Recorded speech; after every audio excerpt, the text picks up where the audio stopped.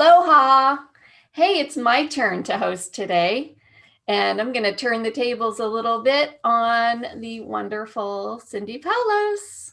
Welcome, Cindy. Aloha, my friend. How are you doing? I'm doing well, and it's a beautiful weekend, and so glad to be with you and talking about your amazing projects today. There's many. I know. We're going to They all- just focus on one for now, okay? There's been so many that came all at once, and it was like an abundance of blessings. It's like, wow, okay. But yes, today I guess we'll just focus on my new book. Right, the new book, and then we'll give a little hint as to what's to come next. But as you all know, Reverend Cindy Paulos is a DJ, author, speaker, metaphysical minister, artist, composer, lyricist, author, and travel agent. So you all know her travel show, I'm sure. She's traveled extensively throughout the world, and she's had 12 CDs, Cindy, and 7 books now. 12th one's coming out within a week or two, and my 7th book just came out. And I'm including on that some audiobooks. I don't know quite how you count audiobooks. I have I have two audiobooks Right. out. Yeah. Well, I know there's a plethora of resources in Amazon. That's usually where I find it easiest, just to go to Amazon, search Cindy Paulos, and boom, it's all there, right? So, Yes. um, I think that the audience has a little bit of your background, but I'd love to hear a little bit more about your original enlightenment experience that you talk about here in your bio, which happened when you were at Beverly Hills High School years ago. It was a strange dichotomy. I was just in love with reading all these amazing mystical books, Alan Watts, The Joyous Cosmology. I started meditating after my father died. My mother had that experience where he came to her in spirit 3 days after he died. He kissed her on the forehead and said, "There is a forever," which is the title of my first CD. And from that, my mother decided to explore life after death. She took me with her at the age of 13 to some classes by Dr. Paul Masters. And I started reading. It was like this huge doorway opened, this key to all these understandings of what's beyond what I might have understood. And it just changed my life. I started reading everything. And oh, you can imagine going to Beverly Hills High School and trying to tell all these people about all this stuff. They didn't they didn't want to hear it. It's like I was like, what new clothes did you get? No, I had this experience. Like it's like I was on a different page. Right. But when I was 15, actually, I was sitting outside my house. We had a rather large house, an 8-bedroom house. My father was a structural engineer and architect, and he designed it. And I was sitting outside my house, and all of a sudden, just something came over me, and I literally closed off my body, felt my chakras all locked, and I literally left my body. And I went out of my body and saw myself out of my body. And I kept going, and I saw the world out of my planet. I looked down on the world. I went through these astral planes where you can experience life after death. And I went on to experience mental planes where there's geometrics and answers to every question you can imagine. And I Mm, kept on going, and I literally had this experience of union with God that was so full of so much love and mhm. so much light, this light that's brighter than a million suns. And this love, unconditional love, I've never experienced anything like that since. So people don't understand. I have so many people say, I don't know about God. It's like, yeah, of course you don't. But if you did, if you could experience that love, Right. that gift of the greatest love of all. And I came back and I literally saw things different. I saw auras, I saw my colors in the world differently. Everything was brighter. And I couldn't talk about it for a while. I literally didn't want to talk for a few days. And I thought I better not talk about this much because people aren't Right. going to believe it, right?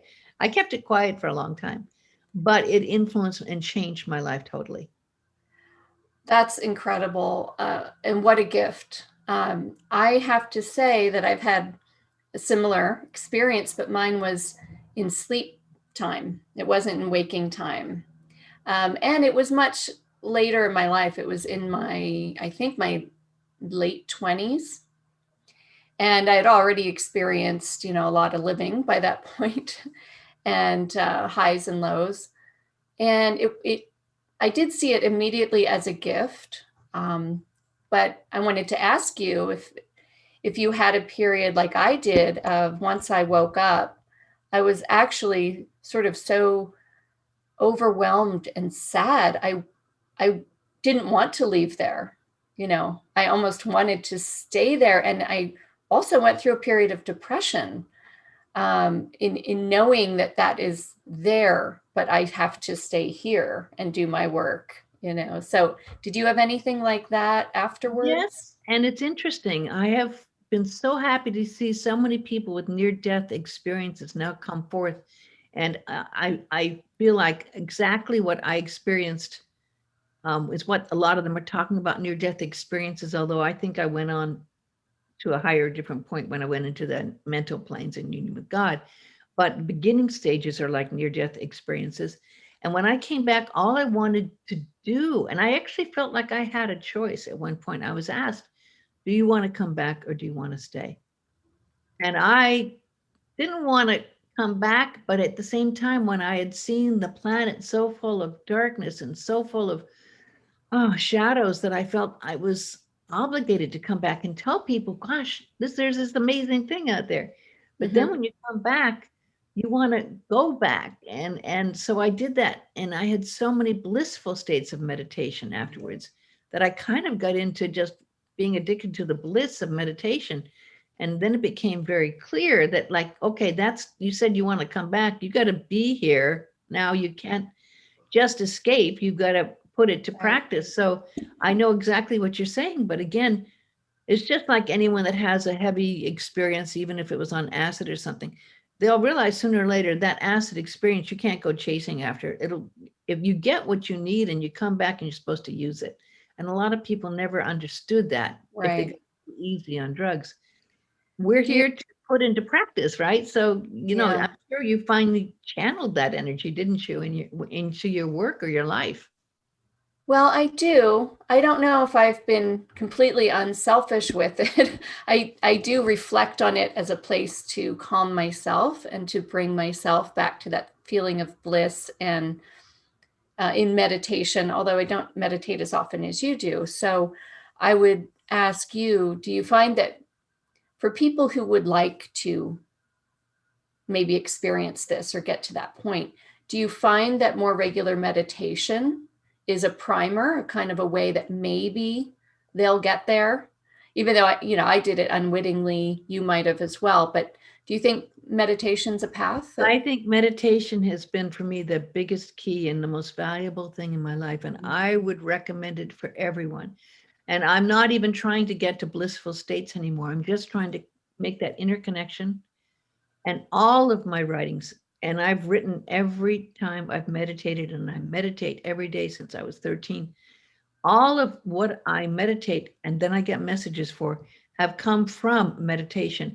And there's been times in meditation I'm going, well, there's nothing there. I don't know. Should I really write anything down? But I've learned you still write. And sometimes I've had these amazing, amazing gifts come from spirit that I didn't even know were there. But when that's part of your process of the habit of meditating, making that interconnection, it's so valuable. And I highly recommend Insight Timer app. Mm, Insight Timer app is free, or you can do the paid version. And I have about over 50 meditations that I have done there. In fact, this new book, Spiritual Toolbox, Your for Better Living, Spiritual Tools for a Better Life. Spiritual Tools for a Better Life are all of the chapters in there are from talks that I've given on Insight Timer. And I just decided after about 50 of them, I'd take 30. And I took the 30 talks, MP3s. I uploaded them to a site called Scribie, right. SCRIBIE.com. You have two choices. You can have the expensive version with this manual or the automatic. I tried to save money. I did the automatic. You have to edit everything down. It seems so easy at the idea, but the editing in this, when you do it that way, it's Right. very, Yeah. very key to get it right. So it took a couple of times of editing to make sure it made sense. I found out you talk very differently than you write. And I realized that, oh, I was like, that was not what I meant, really. I meant this. So I had to go back. But it is out now on Amazon. I did it as a Kindle book and a paperback. And I'm probably going to take some of those audio, most of them I kept, and make an audio book out of them as well. But the Audible has very strict guidelines, and I didn't really, when I was recording them for Insight Timer, go about thinking Yeah. make this I into love your voice on these meditations. They're really so calming, and yet there's a beautiful confidence that you have in guiding that meditation too, which I really like. I wanted to read something that some folks have said about your book, Spiritual Tools for a Better Life. Activate Your Awakening is the subhead, I guess you would say. Cindy's book is filled with the practical aspects of an awakened life, and most importantly, how to get there. So that sounds great. What a tool. This is the book that may be on your bedside table. So much wisdom, so well described. What a lovely invitation from the divine for all of us to deepen our practice. So those are some really nice I've been very blessed to have some wonderful spiritual friends. And that's why I think when I put it out in the beginning, it became #1 in Kindle mystic and spiritual category. I was so glad there was a mystic and spiritual category. I'd never seen that before. It's like, I didn't know there was a mystic and spiritual category. But that Amazon's awesome. My process of meditation is really the mystical one, which is you make that interconnection to your higher self and to God.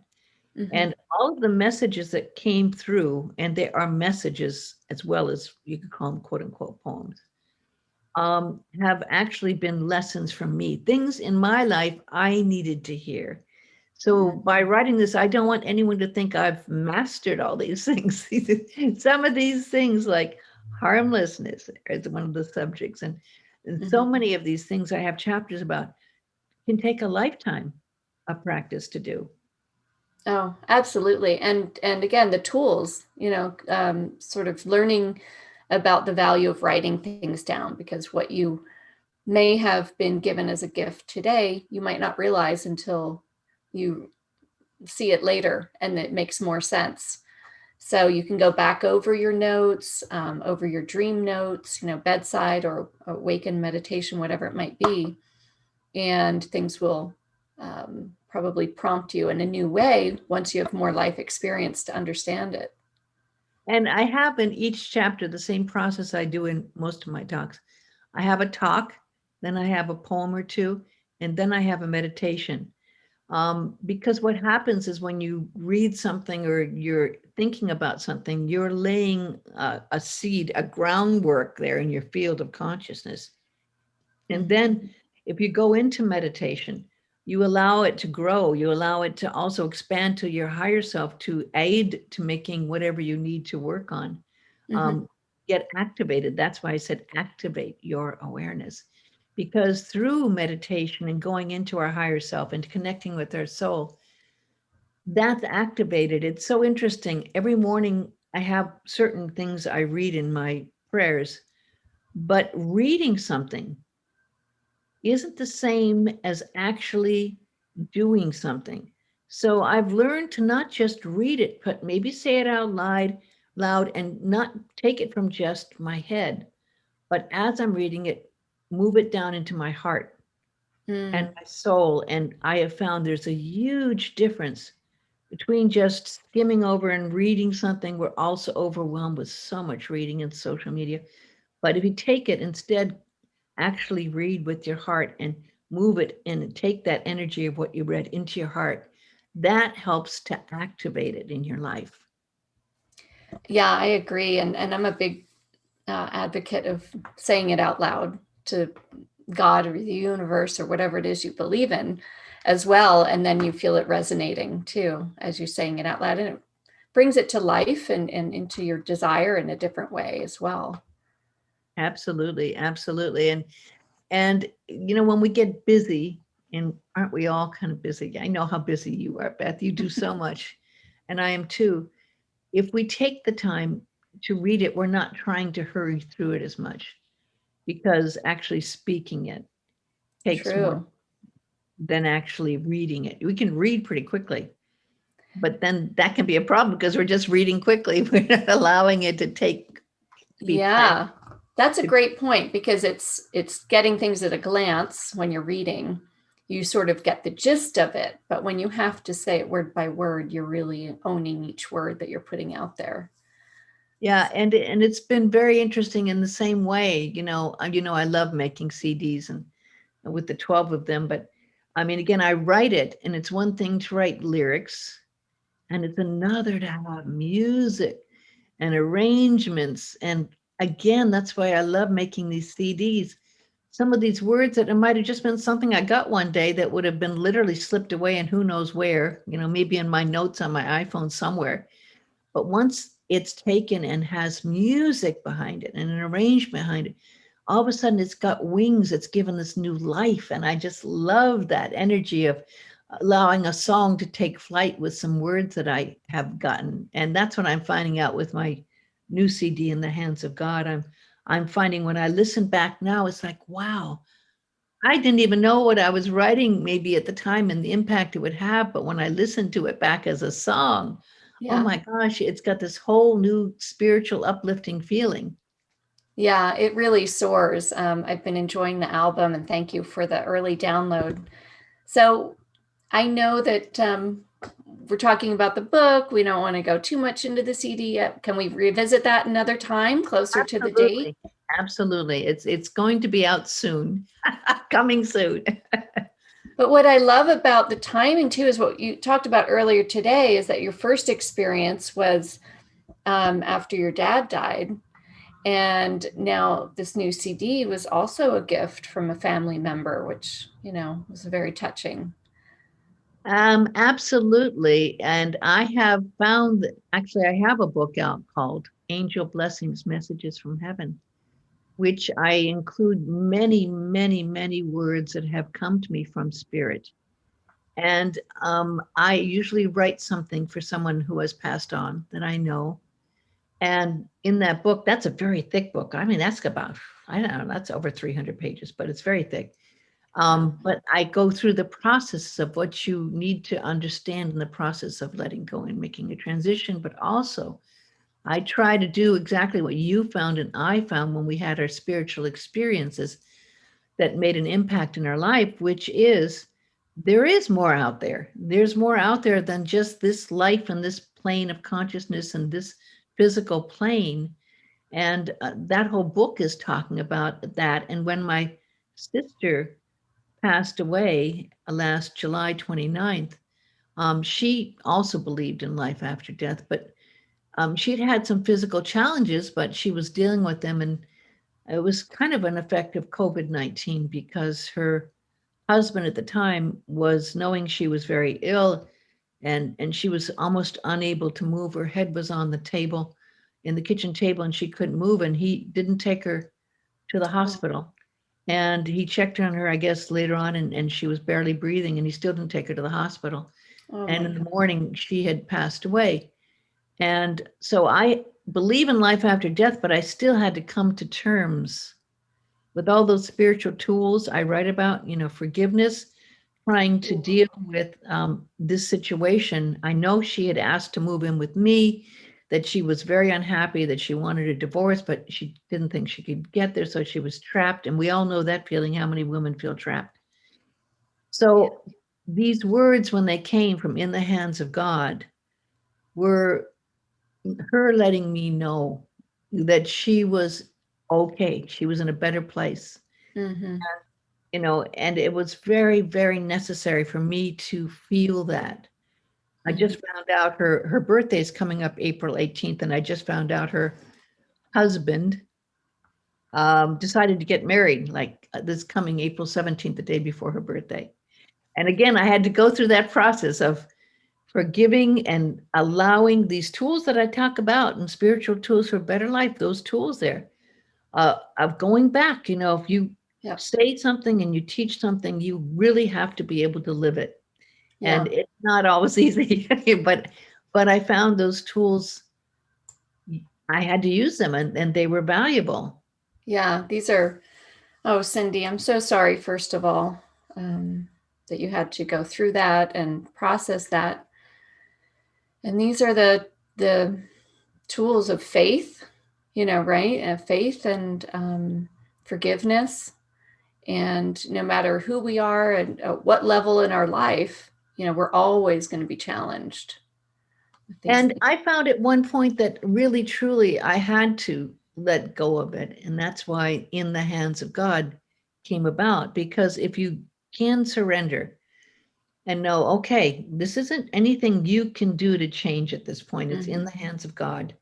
And that's that faith and trust of knowing that there is something else, even though I may not know the whole picture of why, you still have to have faith. And I know she really is in a better place. I understand that. And from her words that Right. came to me, I'm sure of that. So I have to not be attached to what I thought it should have been like. And so much in life, we think it should be a certain way, right, Beth? It's like, it should be this way.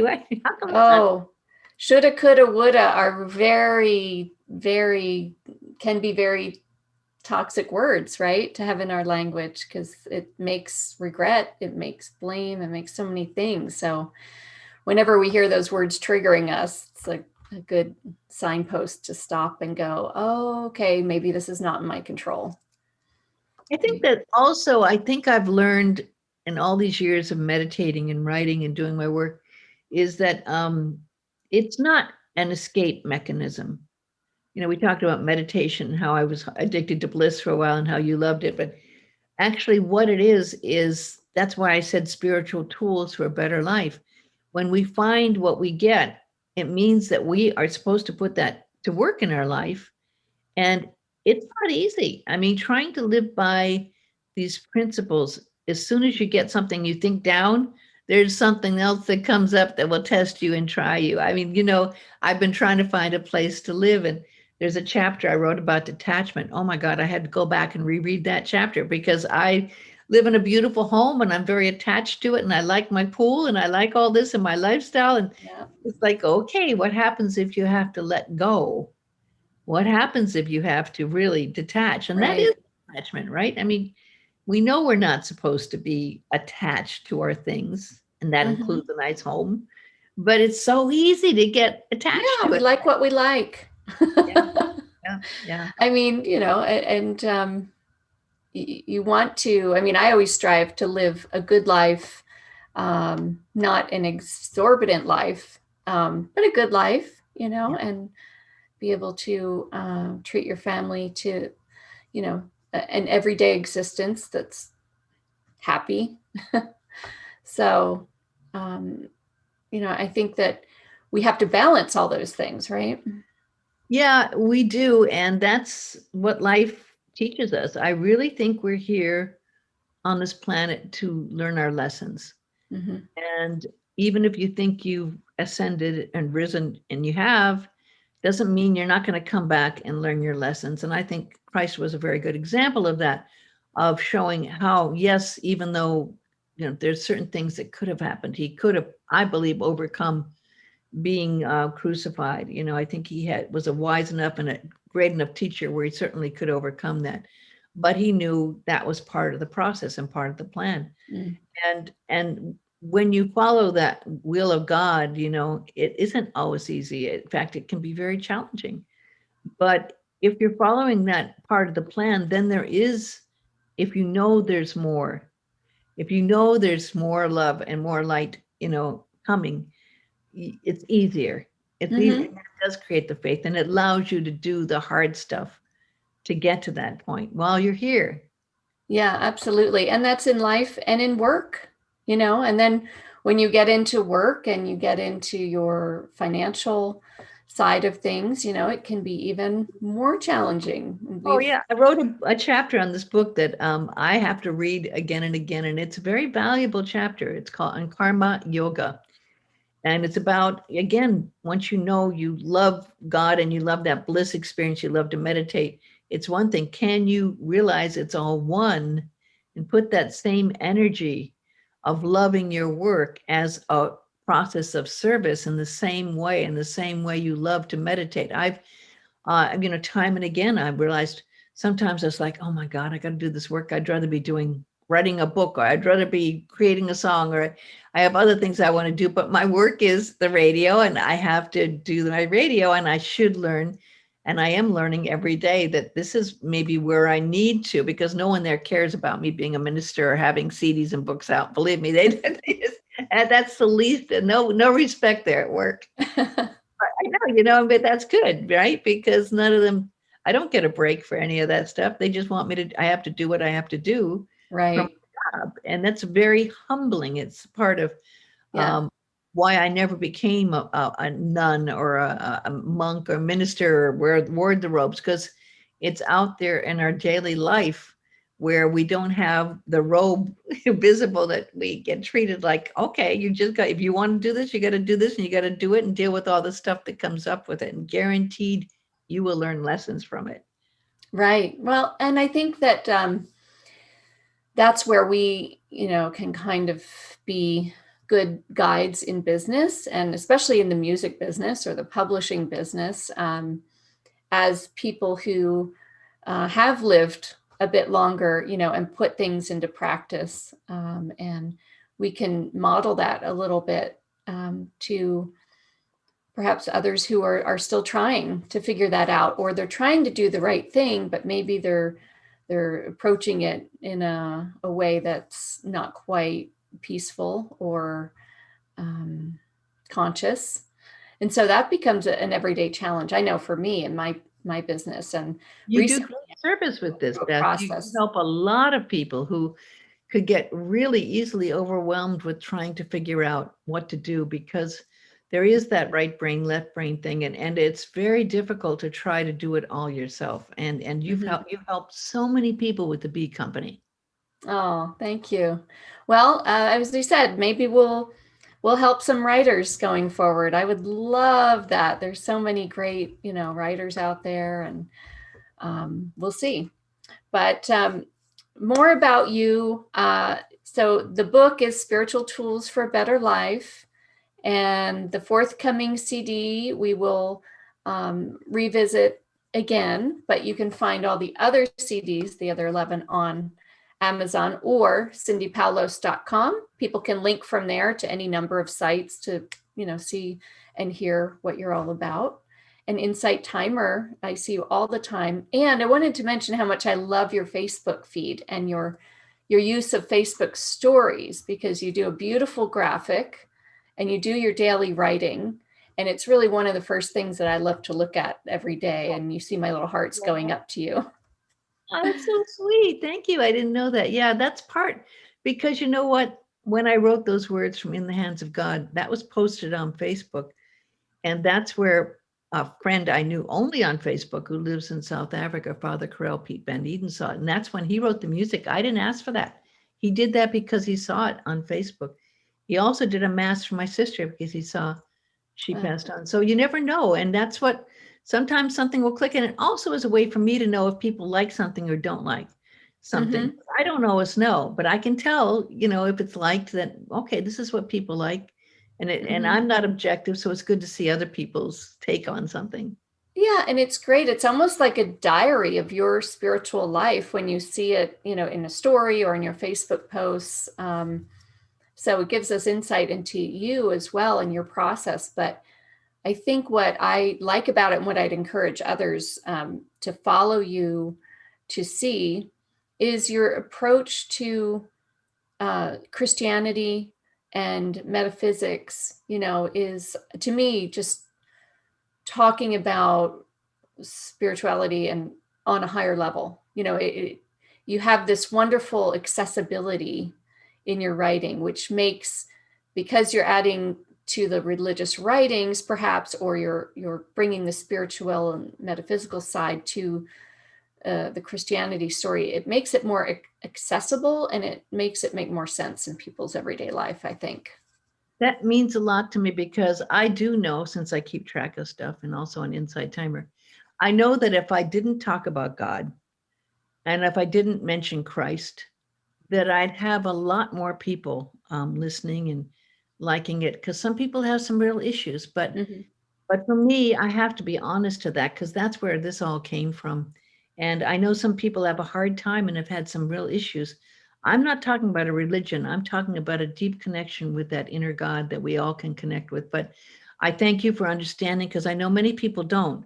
But at the same time, I have to be true to myself. And I have one of the chapters in the book, Spiritual Tools for a Better Life, talks about being true to yourself. Yeah. I mean, these are your guides. This is your path, but any of us can still learn from that, and it's a metaphor for our own, really. So it really doesn't have to be a division down religious lines in any way, is the way I see it. Well, I believe all paths, and I don't hold, I mean, I recognize and honor all paths and all religions in the metaphysical field. We don't separate and we don't judge any other path. And some people don't understand that, because I know that doesn't happen a lot, where so many Right. people are judged. So I thank you, but I guess we're running out of time, but it's always so nice. We never have enough time during the week, Beth, to really just have a chat. So it's I only when know. we get together here that we that we can really talk. Yes. Well, thank you, Cindy. I'm glad that we were able to focus on you today. It's long overdue and more to come, maybe in a month or so for the new album. So much. It's such an honor to talk to you. Have a beautiful, beautiful, this is Easter weekend when we're recording this. So have a lovely Easter weekend with your family. And I just love you and what you do. People can go to your site and find out more about how you help people. You've got a new website I know you put up. And Yeah, just the beecompany.com, but we tried to make it a little bit more of our California vibe. So I hope you enjoy it. wonderful. Well, thank you, and many, many blessings to you, my friend, and lots of love and aloha. Aloha.